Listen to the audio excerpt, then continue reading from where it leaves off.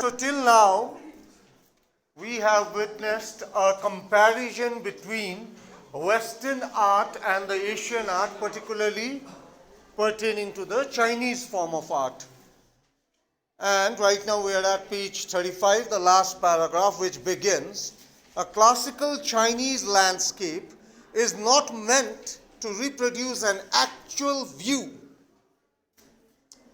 as would a Western figurative painting, whereas the European painter wants you to borrow his eyes and look at the particular landscape exactly as he saw it from a specific angle. The Chinese painter does not choose a single viewpoint. His landscape is not a real one, and you can enter it from any point, then travel in it. The artist creates a path for your eyes to travel up and down and back again in a leisurely movement. This is even more true in the case of a horizontal scroll, in which the action of slowly opening the section of the painting, when rolling it up to move to the other, adds a dimension of time which is unknown in any other form of painting. It also requires the active participation of the viewer, who decides at what pace he will travel through the painting, a participation which is physical as well as mental. The Chinese painter does not want you to borrow his eyes, he wants you to enter his mind. The landscape is an inner one, a spiritual and conceptual space. Matter of fact, we did this paragraph in the last video itself, right? So once again, I'll just repeat what I told you in the last class, that this is basically which is the major difference between Chinese art and Western art, particularly European art and Asian art or Chinese art, wherein in European or Western art, the artist makes you see what he is looking at. Alright? He sees one particular view, he will paint that view, and you will only be able to look at that view. Painter le je banaunदैछ त्यो मात्रै देख्छ from the painter's perspective. But when it comes to Chinese art, it is up to the viewer, that is us, who is looking at the art, how to interpret it, how to look at it. Kun angle bade hernu, whether you want to look it from up, down, sideways, whether you want to start from the end or you want to go from the beginning, it is up to you. The Chinese artist gives the viewer the freedom to look at the spiritual side of the painting and not just the physical aspect, whereas in comparison to Western art, it is only about likeness, realism, and not anything imaginative. This concept is expressed as shang shui, literally mountain water, which used together represent the word landscape. More than two elements of an image, these represents two complementary poles. Reflecting the Taoist view of the universe, the mountain is yang, reaching vertically towards heaven. Stable, warm, and dry in the sun, while the water is yin, horizontal and resting on the earth, fluid, moist, and cool. So they talk about the yin and yang. You are very much aware of this symbol, right? No, this is peace. This is yin and yang. This is where the heaven and the earth come together. These two dimensions represent the sky and the land. Alright, the mountains, and land and water.